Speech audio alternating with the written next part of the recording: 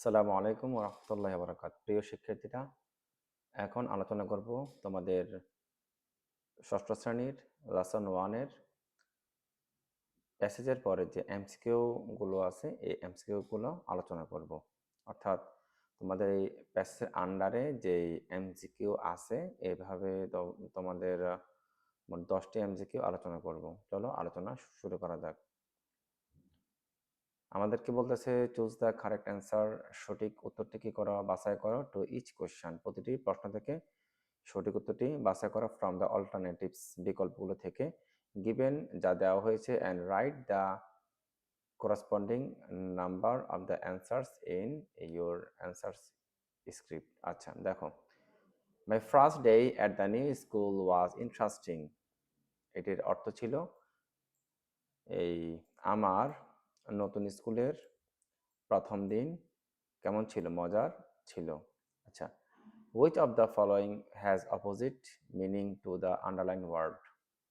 which মানে কোনটি, which of the following মানে নিচের, has রয়েছে, অপোজিট মিনিং অর্থ বিপরীত অর্থ, নিচের কোনটির বিপরীত অর্থ রয়েছে to the underline word, underline word মানে নিচে দাগ দেওয়া শব্দটির, নিচের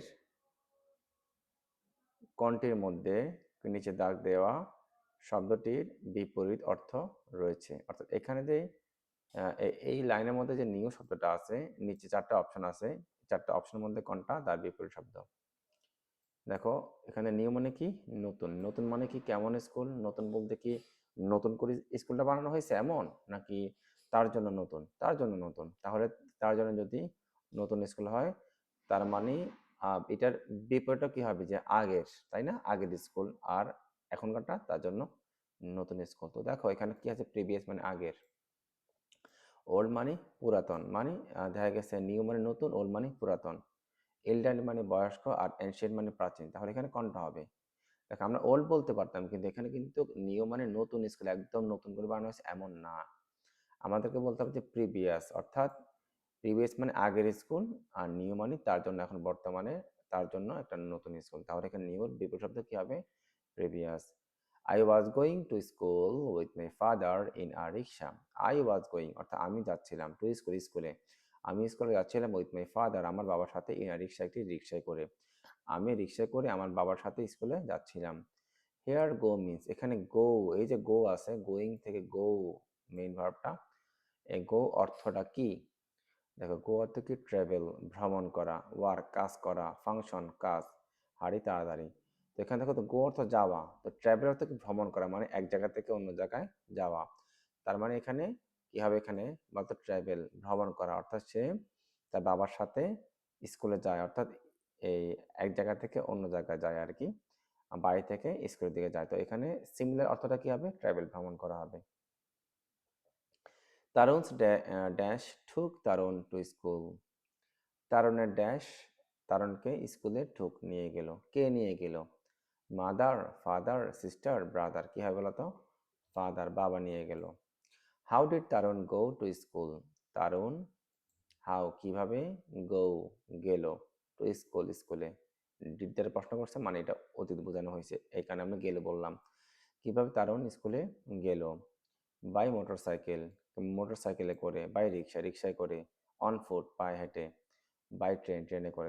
তাহলে সে কেমনে গেছে, বাই রিক্সা, সে রিক্সায় করে গেছে। Tarun dash at the school after 15 minutes. Tarun 15 minute পর স্কুলে কি করে, কি করে সে? রিমাইন্ড অবস্থান করে, ওয়াক হাঁটে, অ্যারাইভ পৌঁছায়, স্টেড অবস্থান করে, কোনটা হবে, অ্যারাইভ সে পৌঁছায়। সে 15 মিনিট পর স্কুলে কি কি করে, পৌঁছায়। We say goodbye when we bid.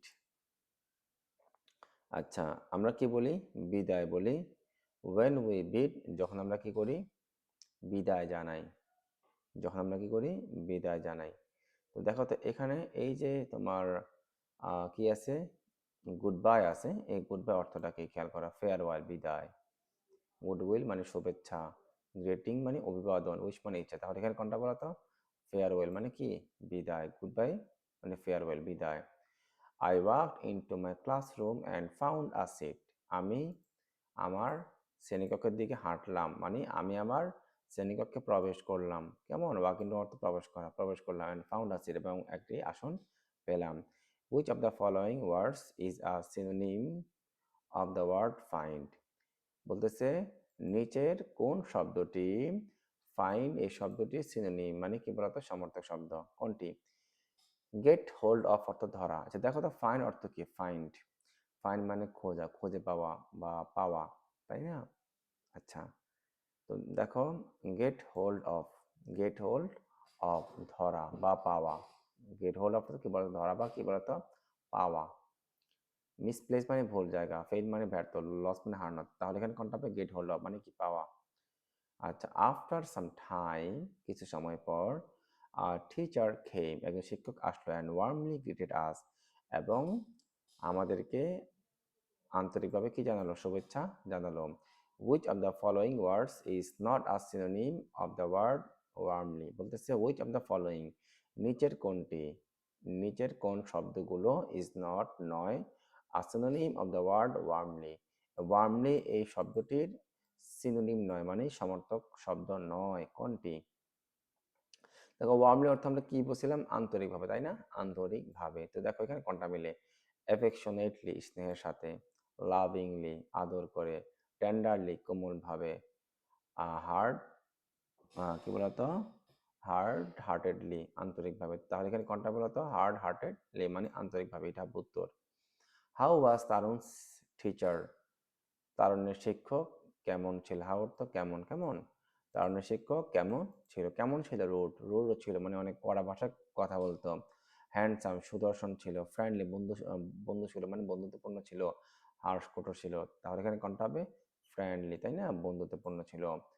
The word friendly in the passage has been used as an, অর্থাৎ বলতেছে প্যাসেজের যে ফ্রেন্ডলি যে শব্দটা আছে এটি ব্যবহৃত হয়েছে কি হিসাবে? যে এটা কি একটি অ্যাডভার্ব নাকি একটা অ্যাডজেক্টিভ নাকি নাউন নাকি কনজাংশন? আচ্ছা, তো প্রিয় শিক্ষার্থীরা দেখো ফ্রেন্ডলি এখানে এল ওয়াই যুক্ত হয়েছে।